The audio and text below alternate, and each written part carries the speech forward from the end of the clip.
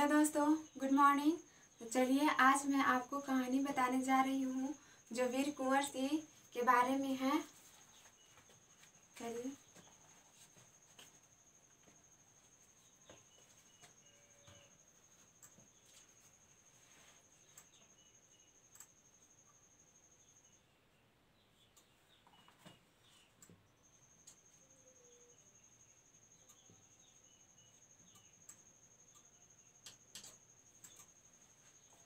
वीर कुंवर सिंह के बारे में है। चलिए।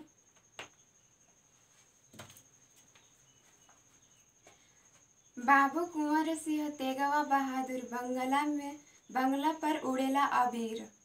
फाल्गुन माह के प्रारंभ होते ही इस तरह के गीत अक्सर बिहार के विभिन्न क्षेत्रों में सुनाई पड़ने लगते हैं। यह गीत बाबू कुंवर सिंह की शौर्य गाथा का प्रतीक है। उनके जीवन से संबंधित आज भी कुछ ऐसी बातें प्रचलित हैं जिन पर सहसा किसी को विश्वास नहीं होता।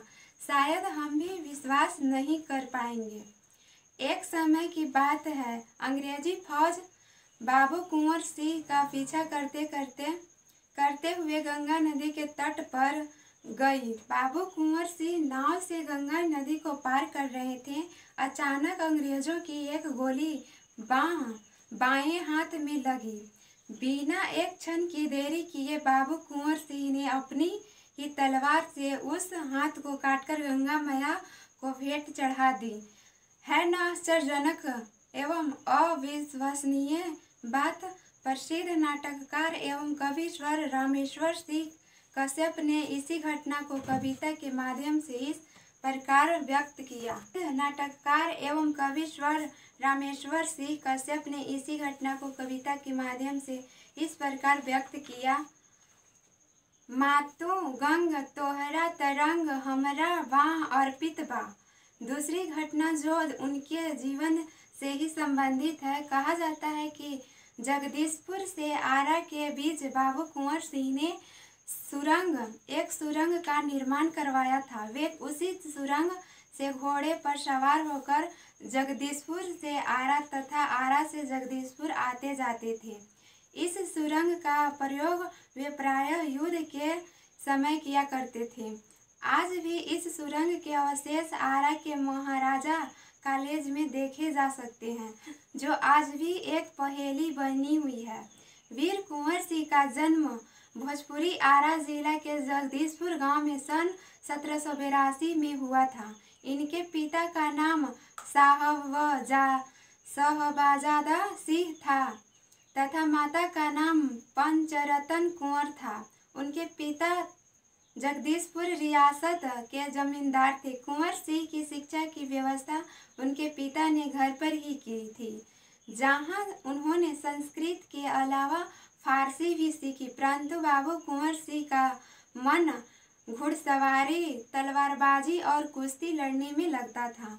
बाबू कुंवर सिंह ने अपने पिता की मृत्यु के पश्चात 1827 ईस्वी में अपनी रियासत की जिम्मेदारी संभाली। उन दिनों ब्रिटिश हुकूमत का अत्याचार चरम पर था।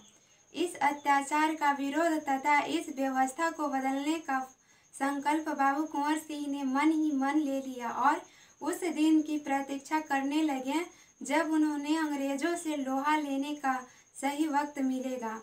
1857 की क्रांति का शंखनाद हो चुका था।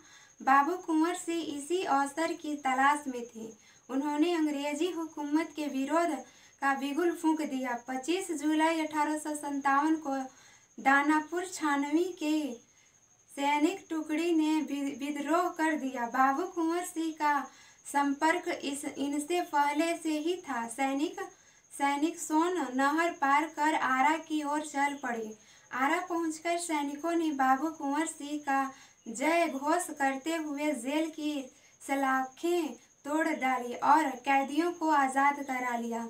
27 जुलाई 1857 को बाबू कुंवर सिंह ने आरा पर विजय प्राप्त की तथा सिपाहियों ने उन्हें फौजी सलामी दी। इस समय तक आरा आरा 1857 की क्रांति के विद्रोह का केंद्र स्थल तथा बाबू कुंवर सिंह इस क्रांति के नेता के रूप में उभर चुके थे। आरा की इस लड़ाई की ज्वाला बिहार में सर्वत्र फैल चुकी थी। अंग्रेजों ने अपना दमन चक्र चलाया। बाबू कुंवर सिंह एवं अंग्रेजी फौज के बीच भीषण युद्ध हुआ। अंततः 13 अगस्त 1857 को अंग्रेजी फौज ने बाबू कुंवर सिंह की सेना को पराजित कर जगदीशपुर पर